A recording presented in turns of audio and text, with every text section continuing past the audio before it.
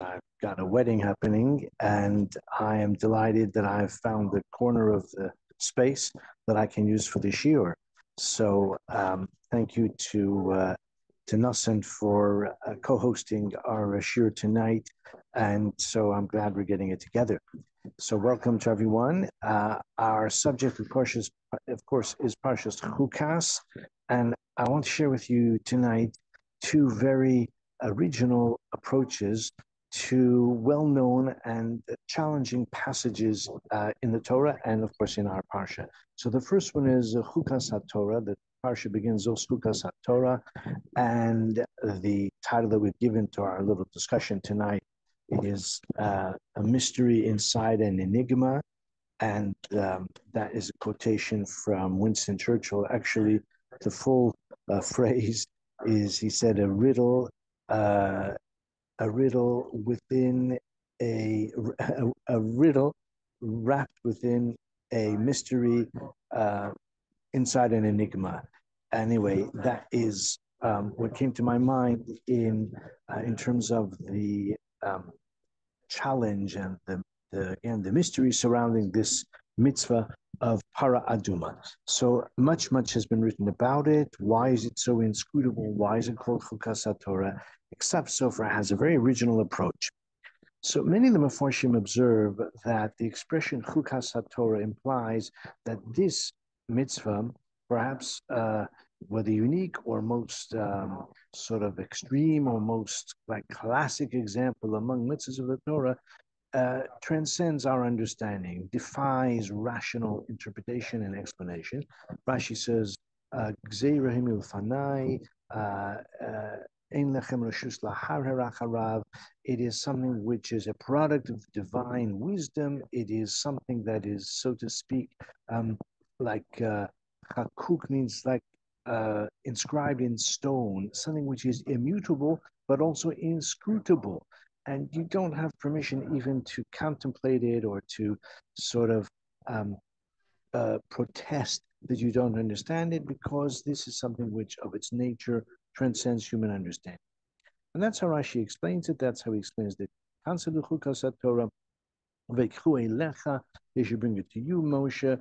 Moshe, the Medrash says, Moshe was able to understand it, but no one else. It was something that was like a secret revealed to Moshe alone. And this is perplexing, because we know the mitzvahs of the Torah are intended to be the subject of human study, speculation, inquiry.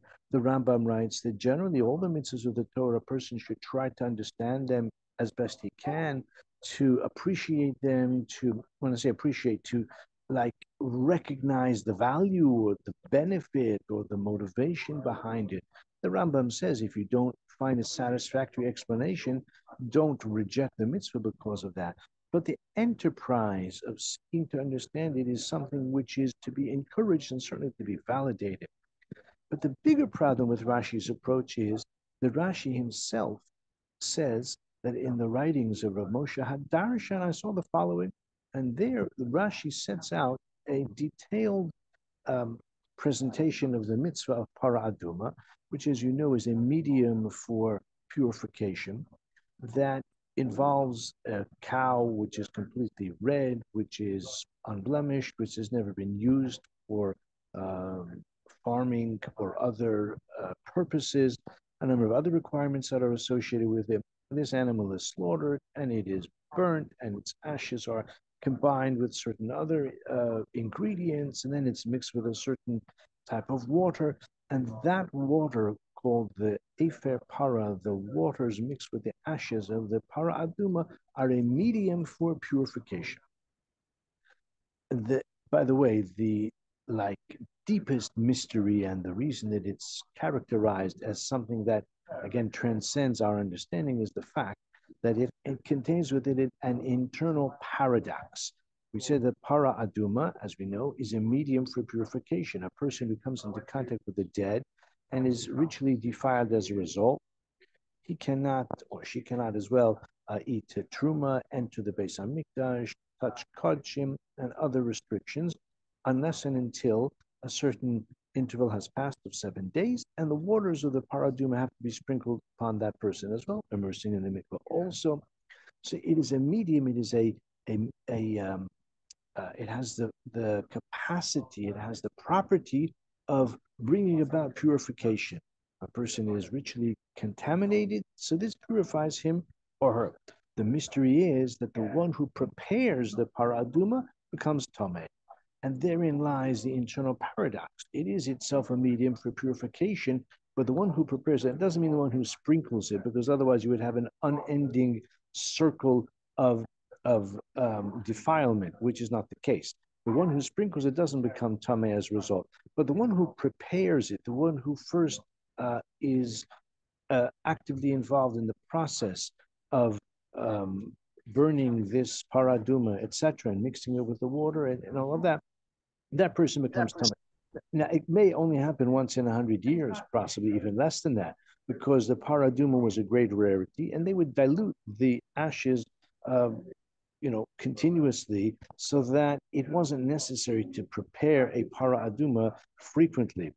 But nevertheless, the principle is still applicable. The Torah says clearly that the one who prepares the paraduma becomes tameh, and that is ironic, to say the least, because it itself is an instrument of tahara.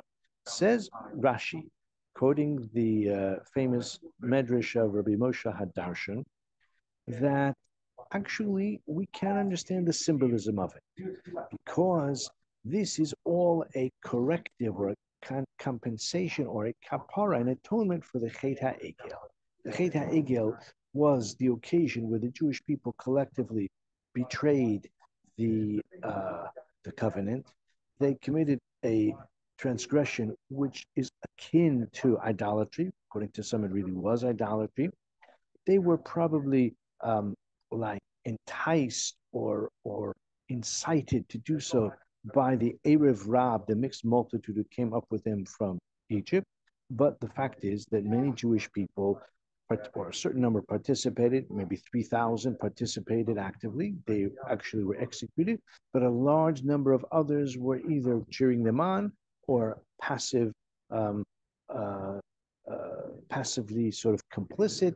And as we know for certain, the Torah describes how this act of betrayal was devastating for Moshe. He broke the tablets and all of that. Says Ramosha Darshan, Hara Aduma is a corrective. It is a form of kapara. And there's a certain satisfying logic to it, because it says that Vaikhue Lecha, they shall bring to you, Moshe, from their own resources. And just as the gold for the Chet HaEgel from the sin of the golden calf was produced by the people, that is to say, each one gladly, the men only, not the women, but the men contributed to this project. So here as well, for the paraduma, they have to contribute to the purchase of the paraduma.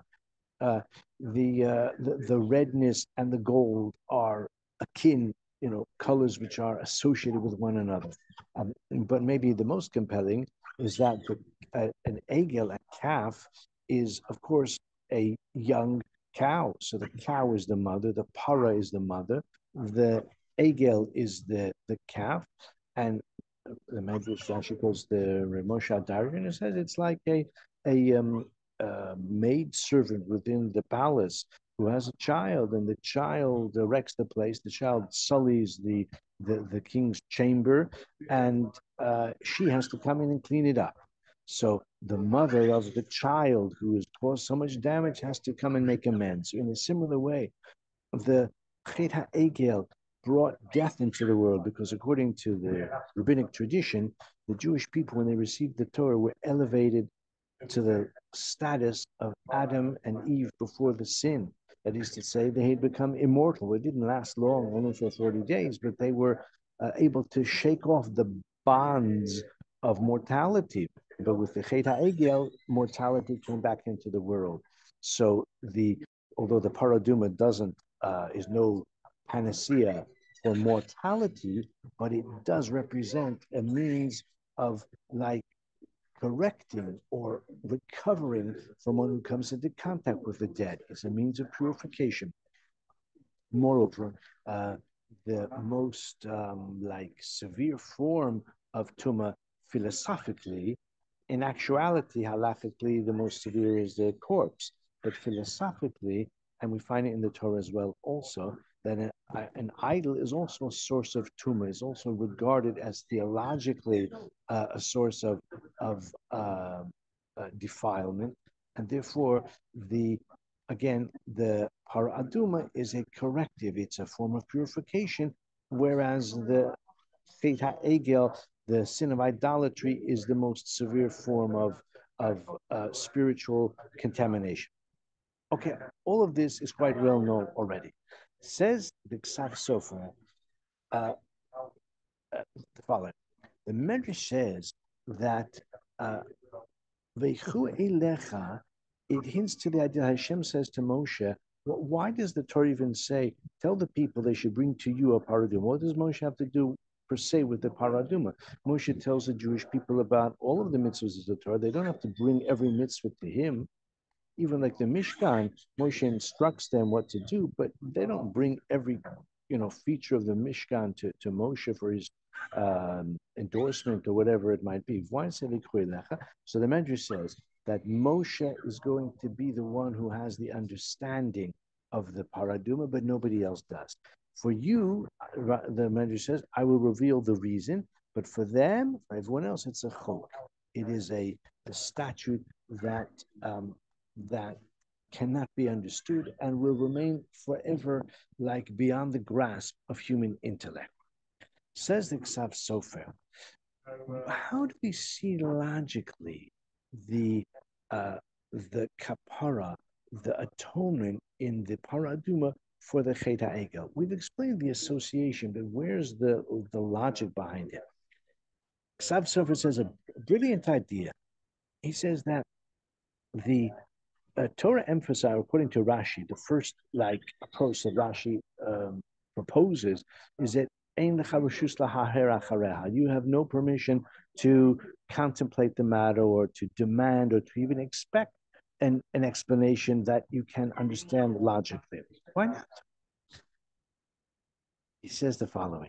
In the case of the original fate of the Egel, so I mentioned earlier that it was the incitement of the Erev Rav, the mixed multitude, who prompted the Jewish people to lose heart or to lose confidence in Moshe. He'd been away for so many days, 40 days. He was delaying in his return.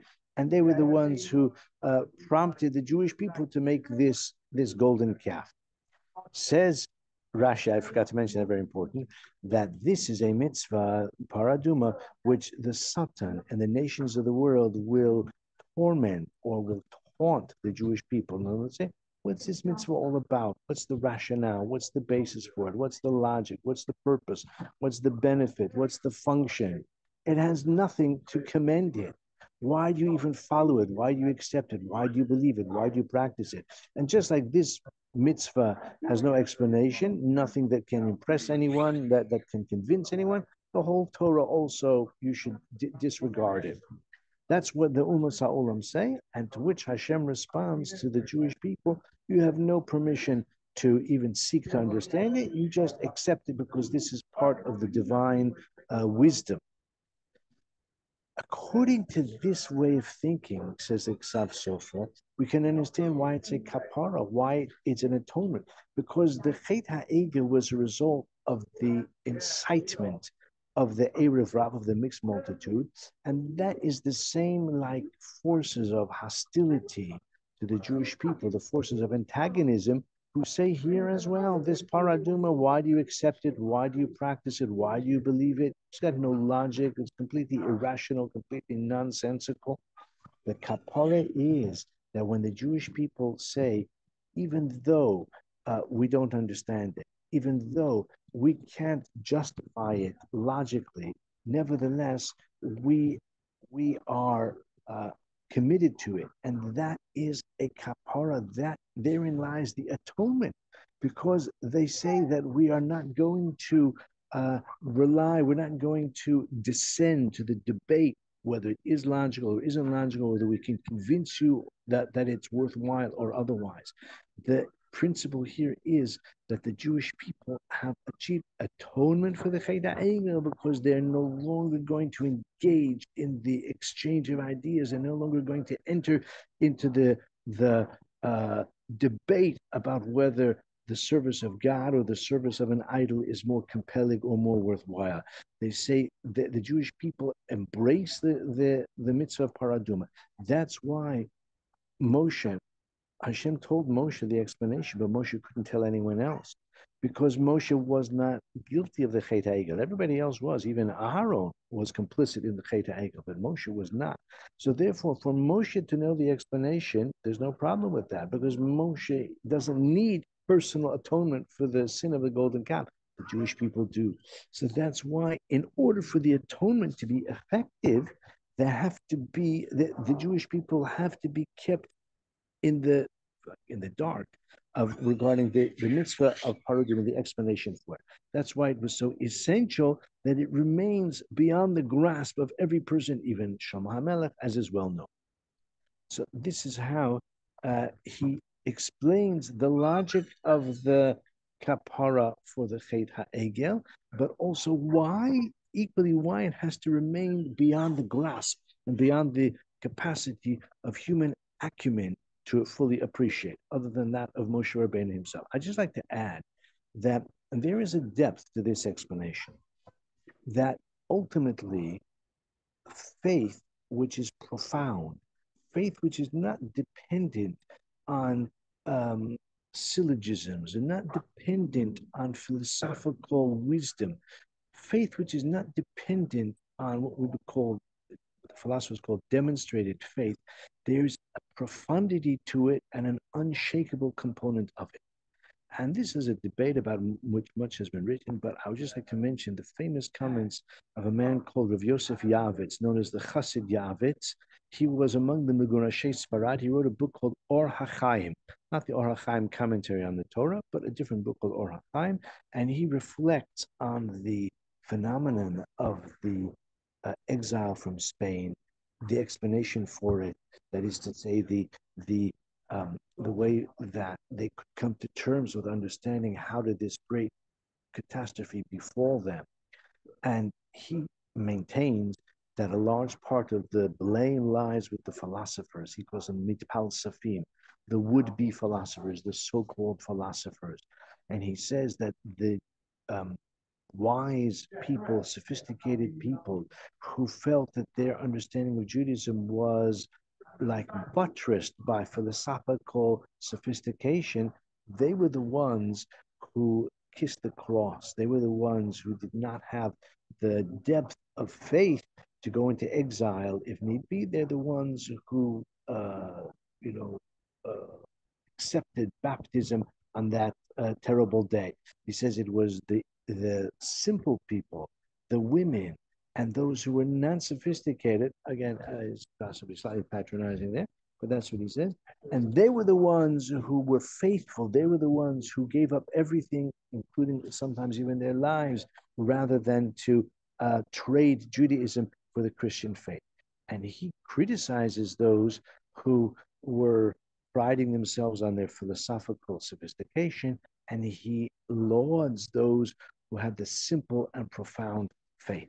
So I think that maybe without even intending to do so, Ksav Sofer is alluding to this as well when he says that the kapara, the atonement for the Chet HaEgel, comes about through the mitzvah of paraduma because we don't understand it, and we rebuff the criticisms and the torment and the taunting of the nations of the world and the Satan. We rebuff it and we say this is a mitzvah that we would embrace because we are confident that the divine wisdom has a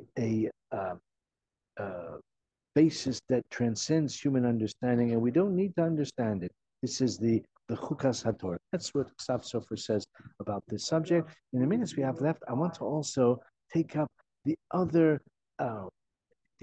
of the other fascinating, difficult passages in our Parsha, very well known, and that is known as Chet Mei Meriva.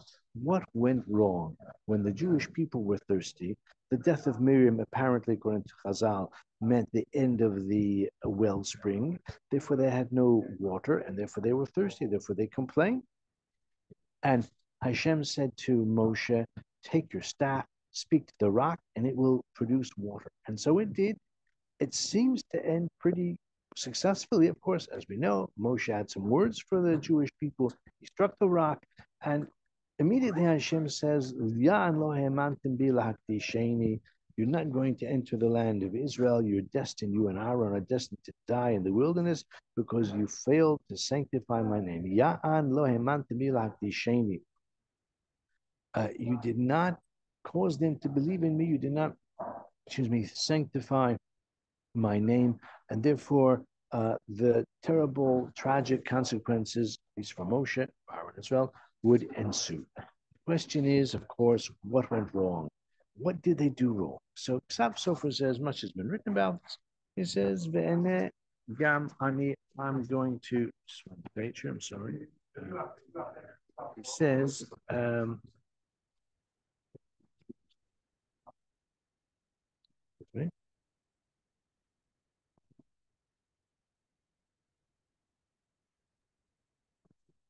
So I'm not at my desk. I told you I'm in this hotel lobby. He says that Amdu HaMefarshim Bezeh Maya Chet. The Mefarshim have addressed this question, difficult question. What was the sin? As I'm sure you know, Rashi says he struck the rock. The Rambam says he got angry. Ibn Ezra says something a bit inscrutable. Ramban critiques all of them. Ramban finally endorses Rabbeinu Hananel, who says certain approach. Says Ksav Sofer ve'ene gam ani chelki. I will also contribute to the discussion. I want to advance my explanation. Has a very novel approach. He says that the Jewish people were complaining. It's true they were short of water, but they said, why have you brought us to this place to die in the wilderness? This is not a place that's a fertile. There's no agricultural productivity in this place. Umayim ayim nishtos. There's no water to drink here even. And they were criticizing Moshe. They were criticizing God. They were complaining. So it says Ksav Sofer, because of their complaints, the Jewish people were not worthy of any great miracles. Okay, but let me just say, before we get to that, he asks of many. He says, I want to focus on two questions.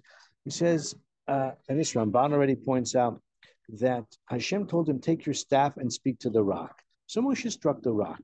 But says, the Ramban asks on Rashi, and Rashi says that when he struck the rock. But Ramban says, why did Hashem say, take the staff and speak to the rock? It's natural to use the staff for something. He asks a few other questions as well. So he says that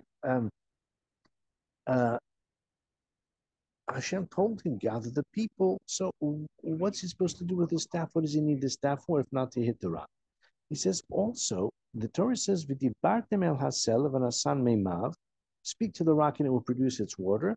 V'otzeis mayim, and you will bring out water. V'yishkis ha'ida, and you will enable the congregation to drink. He says there's a repetition here. I'll just read it again. There's a repetition. Speak to the rock and it will produce its water. That's the first statement. Then he says, take water from the rock and enable the people to drink. So it says Ksav Sofer the following idea. The people were not really worthy of any great merit. But because of Moshe, in the merit of Moshe, Hashem was prepared to make a miracle for the Jewish people. The people at the end of the day were complaining to Moshe. So they want to give Moshe the opportunity to, so Hashem will now enable Moshe to provide for the people. But Hashem wanted to do so on the basis that the people are now worthy, are now deserving. How so? Never before had the people seen a rock, a cliff, produce water by speech alone. Now, there was a precedent for striking the rock. We had that already in Parashat Beshalach. By the way, some of Forshim say the event in Beshalach and the event here are the same event. But the simple understanding is that that happened when the Jewish people first, shortly after they left Mitzrayim, and this happened many years later. But they had already the precedent. The rock can produce water. It may not work for you or me, but it will work for Moshe at the divine command. But Hashem was proposing to do something completely different, or at least substantially different, and that is to speak to the rock. But the idea was that Moshe was supposed to take the staff, speak to the rock, and the rock would produce water. Not necessarily enough water for everyone to drink, for all the people, the families, the children, the livestock, but enough water to make the point. Then Moshe was expected to strike the rock and the water would gush forth. What would be the point of that? The point is that Moshe would first inspire the people to believe. Because of their complaints, they were not worthy. But Moshe's instruction was to first instill faith in the people and then to provide water for them. But Moshe didn't do that. Moshe reversed it. And the problem with reversing it, with striking the rock and the water gushes forth, is, Sofer says something very clever here. He says it conveys the idea to the people that even if you're not worthy, Hashem will reward you anyway. That's not so. Just as we have a problem, that is to say, it troubles us philosophically when we see the flourishing, the success of the wicked, but it's equally problematic when we see the, it's problematic when we see the suffering of the righteous, but equally the flourishing of the wicked is a problem. And here the Jewish people were unworthy. They were complaining once again, and therefore they were unworthy of a miracle. By Moshe doing a miracle for them right away, so he conveyed the idea, he propounded the notion in the minds of the people that even if you're not worthy, you get miracles done for you anyway. That is not the case. That's why Hashem said to Moshe, Ya'an lo ha'emantim bi. So again, yes, why was he told to take the staff? He was supposed to use the staff, but he was supposed to speak to the rock first. And that's why it's the double expression. First, the rock will produce water just by speaking. That's going to impress the people. They'll realize that Moshe, at the instruction of Hashem, has the capacity to do miracles for them. And then once they, so to speak, have up their game, they're no longer complaining all the time, or at least not on this occasion at least, then Hashem was going to instruct Moshe to strike the rock, etc. But Moshe didn't do that. And Moshe instead struck the rock immediately, and that is a serious transgression. That's why it's Yan Lo Ha'emantim, because Moshe has actually validated the idea, as he says, less din the less dayan. There's no judge, there's no judgment, because you see, people who are unworthy are rewarded just the same as someone who is deserving. That's why the punishment for Moshe was that you and Aaron will not enter the land. And that was the ultimate validation of the principle that a person who sins is called to account. Even Moshe, and for all of his merit, and perhaps because he's held to a very high standard, Moshe was punished promptly and right away. And that may be shocking, perhaps for Moshe, perhaps for us reading it. We see immediately, even though we're so familiar with it year by year, but even so, when you read the Sukkim, it seems so striking, no pun intended, that Moshe has apparently done a good job, helped out the people once again, and nevertheless Hashem says, no, you won't enter the land. When the people saw that, that was the demonstration that there is reward and punishment. That is to say, someone who transgresses, even at a very subtle level, for someone as great as Moshe Rabbeinu, there is a punishment. And therefore, the tikkun, the rectification, is midah keneged midah. That's why Moshe's punishment was to himself experience and also to become an object lesson for the people, that one who defies the divine command will pay a price for it, even someone as great as Moshe Rabbeinu. So those are the two things I wanted to share with you tonight. Novel approaches to two interesting subjects. I'll just summarize as we like to do. Zos Chukat Sator, he explains why the paraduma is beyond the human grasp, because in order for the kapara, the atonement for the Chet HaEgel to be effective, the Jewish people have to demonstrate that we are going to rebuff the taunts of the nations of the world, and we're going to embrace the mitzvah of the Torah, even though we can't understand it, because we know it derives divine wisdom which transcends our understanding. That's why Moshe was able to understand it, because Moshe doesn't need kapara for the Chet HaEgel because he wasn't complicit. Everybody else was, and therefore they need that as a kind of atonement for the Chet HaEgel. And we said also that the Chet Meimariv, according to Ksav Sofer's novel approach, was that indeed Moshe was supposed to strike the rock, but he was supposed to first speak to the rock. And by so doing, he would subtly rebuke the people to show them that you've got to believe, because through the instruction of Hashem, anything is possible. Even just through speech, the rock will produce its water. Because Moshe got the order wrong, he actually like propounded the idea that you can be unworthy, undeserving, you can complain and rebel against God, and you still things will still go wonderfully for you. And even though, as we know, in this world we do experience the flourishing of the wicked and the suffering of the righteous, but that is only because there's a rectification in the next world. The principle itself that Hashem takes an interest in human affairs and righteousness ultimately is rewarded and iniquity is punished. That principle Moshe had the opportunity to strengthen. He failed to do so, and therefore he paid a heavy price. Okay, thank you. I'm sorry we're a bit rushed. I mean, it's overtime anyway, but thank you for your indulgence. Thank you again to Nasi and to Paul Berger for ensuring the success of the technical aspect of the shir, the quality of the shir itself, as my responsibility. I hope you enjoyed it.